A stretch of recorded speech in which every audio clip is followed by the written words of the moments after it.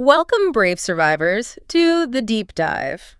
So, based on the materials exploring digital horror's roots, today we're stepping inside a place that really defined terror for a whole generation. The Spencer Mansion. Exactly. We're doing a deep dive into the original Resident Evil 1, the one from '96. Yeah, and this wasn't just another game release. It felt like a real moment, didn't it? Totally. Pretty much kicked off the survival horror genre as we think of it now. Yeah. A huge shift in how video games did horror. Uh-huh.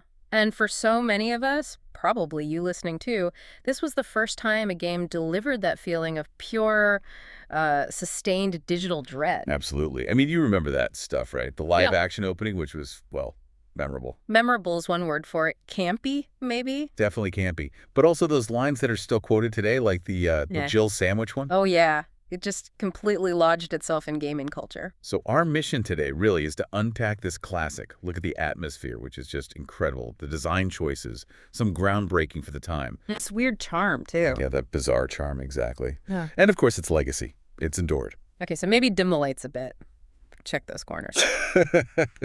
Right. Let's step inside the Spencer Mansion. So where did this start for you? Your first brush with Raccoon City? Oh, man. For me, it was definitely renting it, probably Blockbuster. The cover art alone was just nightmare fuel. Right. Seriously. Put the disc in, that intro kind of sets the B-movie scene, you know. But the bit that really defined scary game for me, the first time I heard a hunter scream, Oh, that sounded... it was so sudden Yeah. and just alien. I physically jumped, like hard, turned the console straight off. I believe it. Had to actually work up the nerve to go back later. What about you? Sounds very familiar. I must have been, maybe 10 or 11, playing at a friend's house. And this was that game, the one everyone whispered about being like almost too scary. Yeah. We definitely only played in short bursts. And usually when it was light outside. Safe. Totally. But that first zombie encounter, wow, I can still picture it. That slow head turn. Ooh, yeah. The groaning sound, the blood on the floor. Yeah. It just felt so, I don't know, visceral. And it wasn't just a quick jump scare. It was this feeling of just helplessness. Yeah. Like grinding helplessness. Yeah, you weren't some action hero, were you? You felt totally vulnerable. Completely. Alone. Hunted. Spot on. And I think that's a really key thing about Resident Evil, right? It showed how to build that sustained dread. It wasn't just pop-up scares, though it had some killer ones. Definitely. That constant feeling of being on edge. Horror games are still chasing that today. So, okay, let's get into the premise. Based on the notes you pulled together, it starts out pretty simple, doesn't it? Deceptively so? It really does. Okay, so it's 1998. Yeah. We're in the fictional Arklay Mountains, somewhere outside Raccoon City. There's been a string of these really gruesome murders, blamed on wild animals initially. Right. And the elite police unit, STRRS, Special Tactics and Rescue Service, they send in Bravo Team first. Yep. Bravo Team goes in to investigate, and poof, they vanish. Which is where Alpha Team comes in. I remember seeing that list. Chris Redfield, Jill Valentine, Barry Burton, Albert Wesker, the pilot Brad Vickers, Joseph Frost. That's them. They fly in, find the crashed Bravo chopper, and almost immediately get attacked by those Cerberus dogs. Those mutated Dobermans. Yeah. Terrifying. Yeah, so they scramble for cover and end up in this big, creepy, seemingly abandoned mansion. And that's the setup. The nightmare begins. And from there, it just spirals, doesn't it? What seems like a simple survival mission, maybe find Bravo Team, get out, Right. it quickly turns into uncovering this huge corporate conspiracy, Umbrella Corporation, right? Umbrella. Horrific biological experiments, the consequences of, well, ambition running totally wild. And one of the first really smart things, I think, was letting you choose your character, Chris or Jill. It actually changes the game quite a bit. It does. Chris is tougher, right? He can take more damage. But his inventory, super limited, only 6 slots. Which is brutal. While Jill, she's maybe a bit less tough. But she gets 8 inventory slots, which feels like luxury. And the lockpick? That's huge. Saves carrying all those small keys. That choice right at the start is genius. Adds replay value immediately. And strategy. Do you go for Chris? Tougher fights, less stuff. Or Jill, manage items easier, but maybe a bit more fragile. It forces you to think differently right away. That insight, balancing strengths and weaknesses to make you adapt, it really adds value, especially for replaying it. And the supporting cast. Yeah.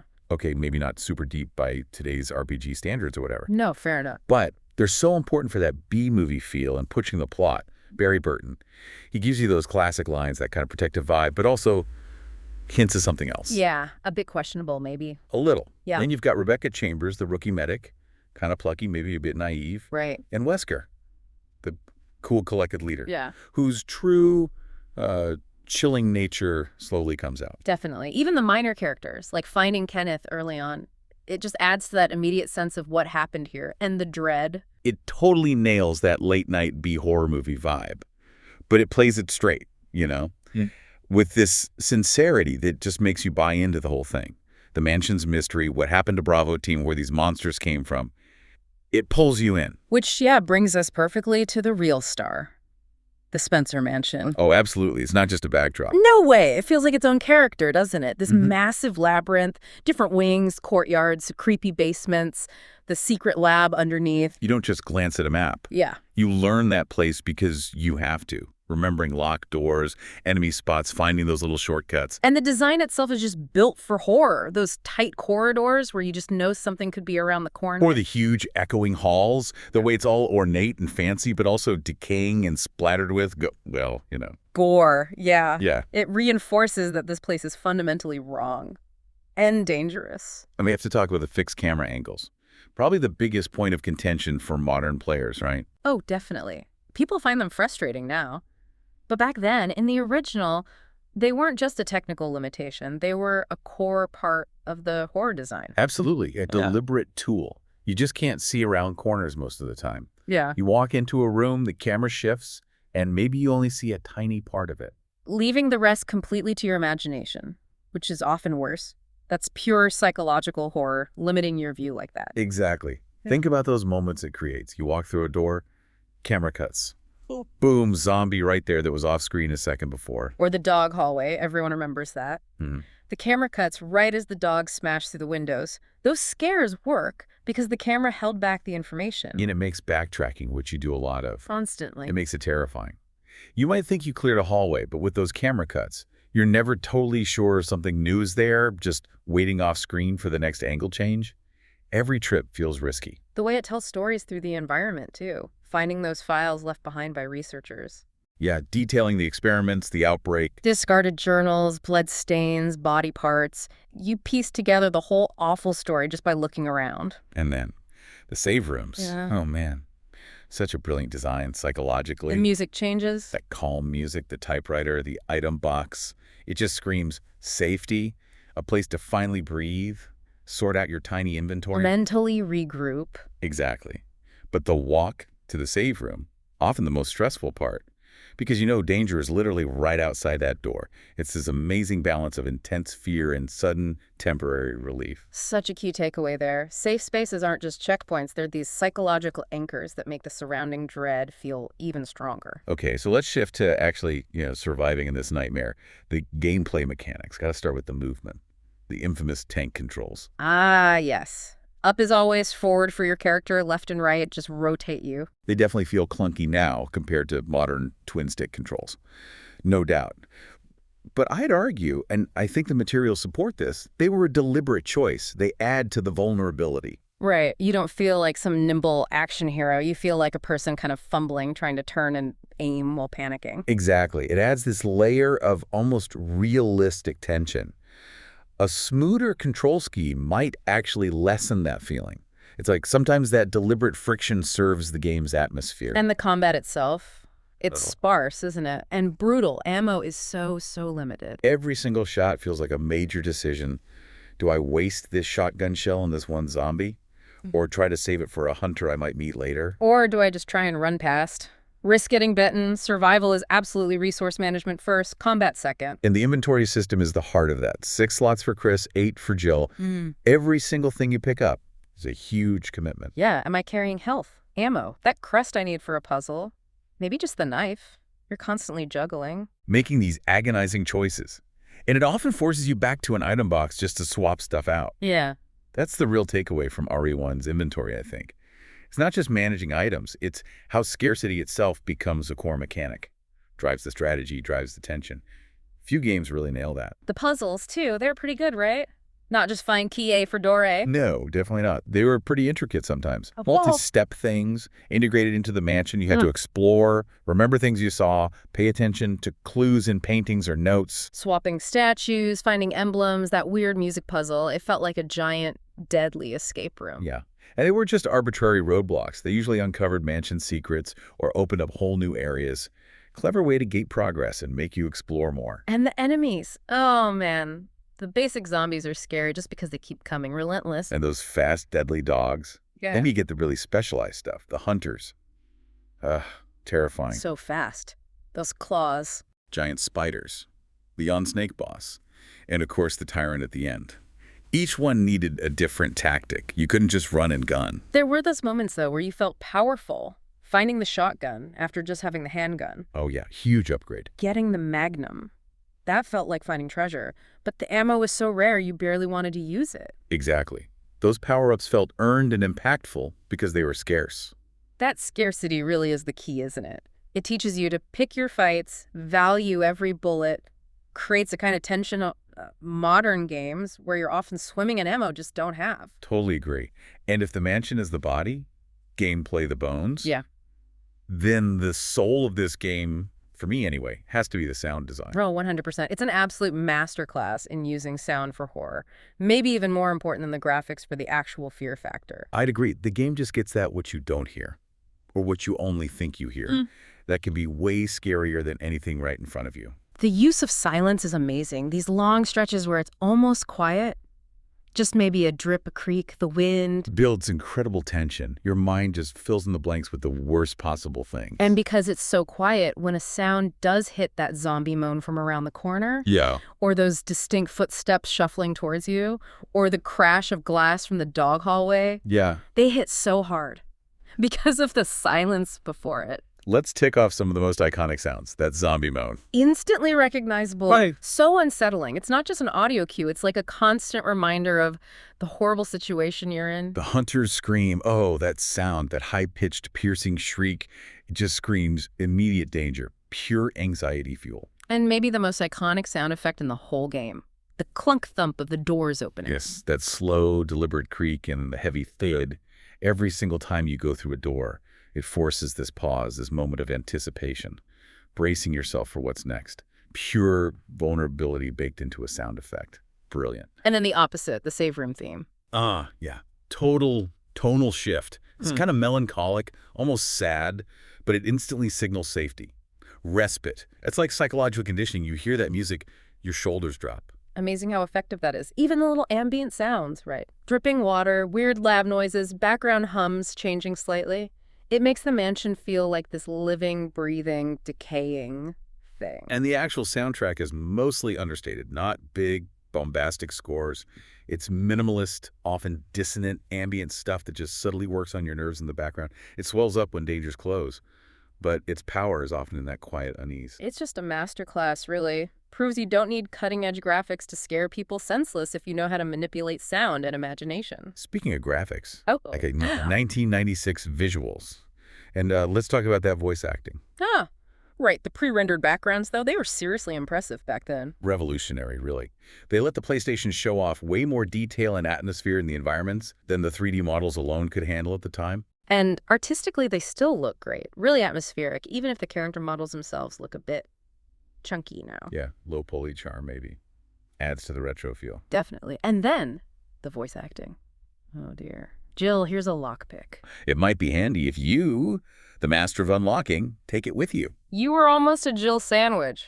What is this? I mean, by any objective measure today, it's pretty terrible. It's awful. And yet, Yeah. somehow, it just works for this game, doesn't it? It really does. It leans so hard into that B-movie horror vibe. Everyone sounds so completely earnest despite how wooden it is. It becomes endearing. Adds this layer of unintentional comedy that, weirdly, doesn't break the tension for me. It almost humanizes the whole terrifying ordeal. It's just part of his identity now. Some people might say it breaks immersion, but I agree. For me, it's just part of the charm. You can't imagine the game without it. It's so quotable, so unique. Totally. And the actual monster designs, even with the tech limits, they were effective. The way zombies shambled, the erratic movement of the dogs, the sheer grotesqueness of the hunters, They were designed to unsettle you. So looking back, Resident Evil 1 wasn't just scary, it fundamentally changed things, didn't it? What do you see as its biggest innovations, its lasting legacy based on the history? I think the biggest thing, hands down, was codifying survival horror.